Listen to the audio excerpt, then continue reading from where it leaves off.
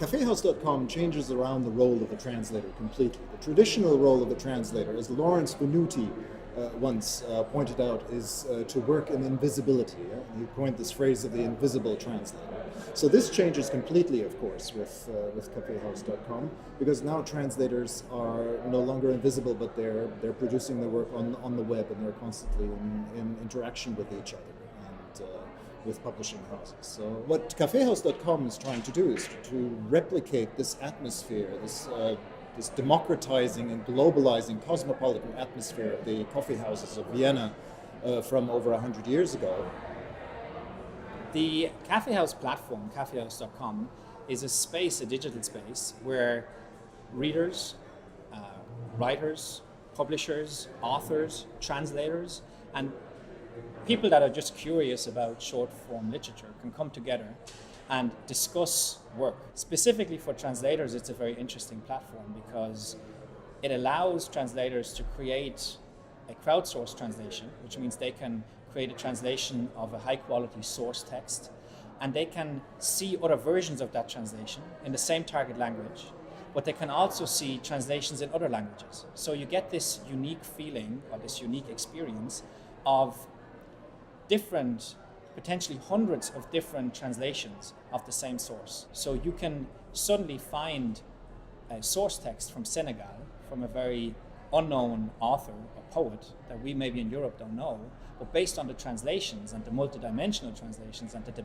discussions about that work, we suddenly gain access to work that was never seen before or never read before in different places of the planet. One of the big challenges of teaching world literature is to overcome the language problem. Because each student comes with English, of course, to our course, but also with a foreign language in the comparative literature program. But then how do you bring these students together? You bring them together through the process of literary translation, so that foreign languages are translated into English. An element of it is also translating back into their home languages. KaffeeHouse.com comes into this game of bringing these two groups together of literary translation students and comparative literature students, and it does so very beautifully by highlighting short literature pieces that can be displayed on the screen in various languages. When we focus on short-form literature, it's a decision we made because we thought we thought consumption patterns in reading have changed, and people are much more interested in reading shorter pieces.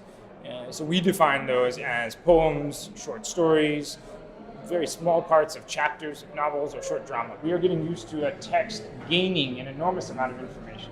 It's gaining music, it's gaining visuals that it never had before. It's becoming dramatically more complex in its richness and in the depth that we can give books. So this is on the mind of every writer and every translator that we work with, is to add that kind of depth. It is very important to create spaces in which people from very different backgrounds can come together and challenge different mindsets. And it's extremely important in academic settings. If we end up having disciplines such as computer science or humanities completely isolated, we will only talk with the same mindsets, and it will be very hard to really advance or create new innovative thinking. What's amazing is that the Cafe House, which started with two students taking Irish together in Galway, and UI Galway, and then both of them going on to do PhDs at Trinity College on opposite sides of the campus, has really come to serve a need in publishing. In that we have been able to network with publishers, independent publishers from small and medium-sized publishing houses, and help them identify communities that would be interested in their writers. It's something that's absolutely groundbreaking and exciting. There's nothing like it that exists.